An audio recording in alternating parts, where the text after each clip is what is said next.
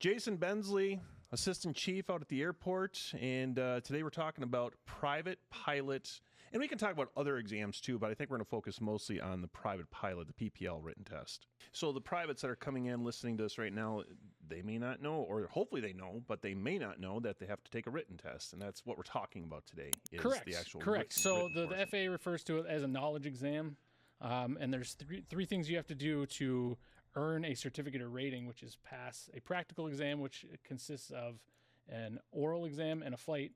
And then there is the knowledge exam that you have to pass as well for any certificate based on category. And then when you're adding an instrument rating, things like that. So, okay. I think the biggest one is the private pilot because it's a little different than the other ones. And it changed a few years ago, wasn't it?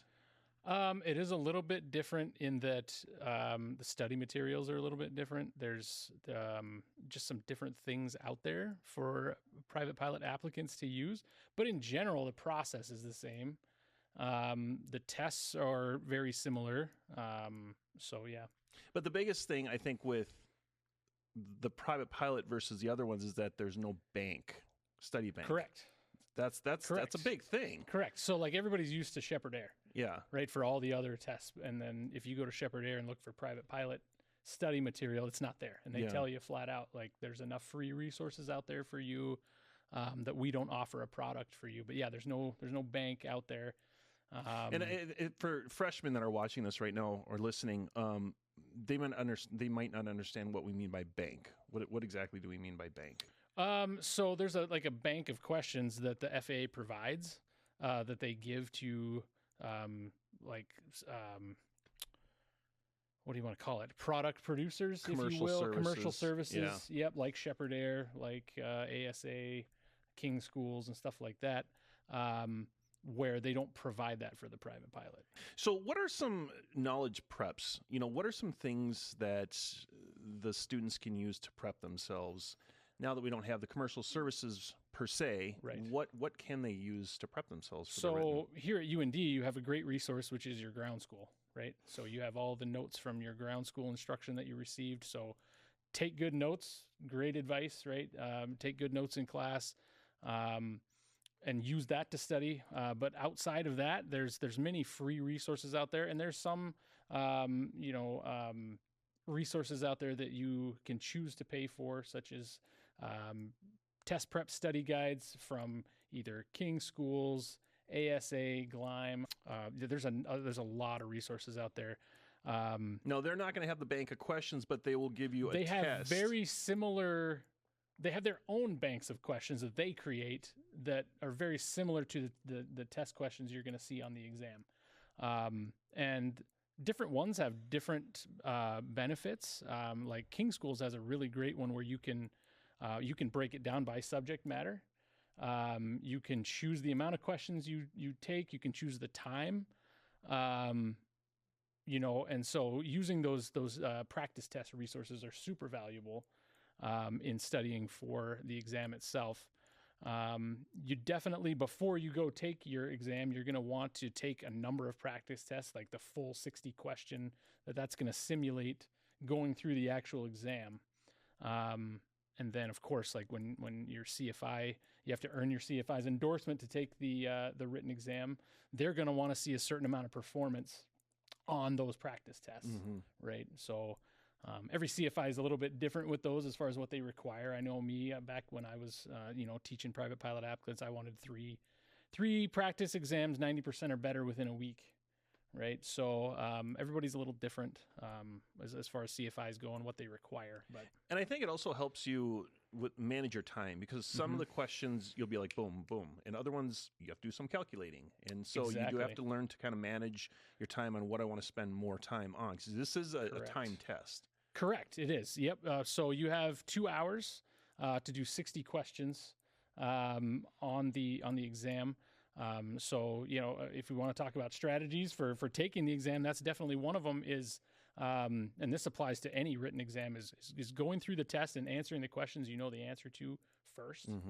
When you take the test, there's an option to flag certain questions that you can go back to. And then you can, typically a good strategy is to save those for the end. Some of those you have to calculate certain things. whether it's cross-country planning, things like that. Anything where calculations are involved, you might want to wait until the end and go through and try to answer the questions that you already know the answers to pretty quickly, and then come back to those. The endorsements. Yeah. So your instructor is going to give you an endorsement to come take the written test. And that endorsement is the instructor saying to the FAA that I feel this person is ready to go. Correct. So that's why the 3, you wanted 3 tests. Correct. Others might only need 1 or 2, or who knows, whatever the instructor is comfortable with. Yep. But they are putting their name on it saying that they are ready. Correct. When they fill out the endorsement, though, they need to make sure that everything is perfect to a T. Absolutely. Absolutely. So your name has to be spelled absolutely correct. The correct spelling has to be there. The instructor's signature has to be there. Everything has to be legible. Their CFI certificate number has to be on there. The biggest one I think that holds you up, though, is if misspelled names. If it's spelled wrong at all, they will not let you take the test. And the big thing is that it's got to match your ID. Correct. Correct. And even like one little letter, it makes a whole difference. Correct. Right. Yep. Exactly. So be very, very careful with that. Absolutely. So when they're ready to take their test, what's the first step? Well, the first step, are we talking UND specific, or are we talking just in general? In general, I think you can do UND. That's fine. Okay, so ready to take the test. First of all, need the endorsement, right?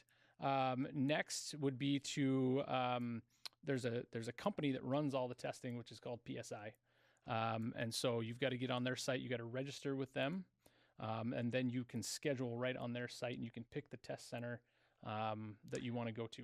You have your FTN number when you go onto the PSI website, and you get yourself scheduled, right? Correct. Yep. And then you showing up, and what's happening when you show up here at Ryan Hall? So when you show up here, so some things you have to make sure that you have with you. You have to make sure you have your photo ID with you. So if you are a U.S. citizen, you need to have either a government-issued photo ID or a passport. And that also applies for legal resident aliens as well. If you are a non-U.S. citizen, you have to have your passport and some sort of government-issued photo ID. So you have to have those things and make sure you have those with you. And then the process there is you check in to take the test. They are going to kind of go over the rules with you of the test center. You're not going to be allowed to wear certain things. You can't have a hat. You can't wear a watch anymore because of smartwatches and things like that. So they're going to ask you to take those things off and leave them in the office where the test center is. They're going to give you the materials that you need to take the test as well. The only thing you can bring with you is an electronic E6B. You can bring that. If you don't have one of those, that's fine. They have regular E6Bs for you to use. They have paper, scratch pencil, or scratch paper pencils, things like that. They also give you references. So on some of the questions, there are images of sectionals, things like that, where you have to pull information up. They give you all of that, those materials. So you don't come with any of that with you. And you don't have to take it. Let's say you're going home for Christmas. You don't have to take the test here. You could take it down in Minneapolis, or I know Fargo just closed. So in this region, really, it's UND. But I think there's Red Lake Falls has, or Thief River or something has. Thief River has limited capabilities of supplying tests. It is an option. So what you need to consider is if you have some sort of deadline or something like that for your course to take your test here, you need to schedule that early and not procrastinate, because our test center does get very busy. However, like you said, there are options to take it. This isn't the only test center in the United States. So if you live in Chicago, you could go home and there's a test center in Chicago that you could use if you're home for the holidays or something like that.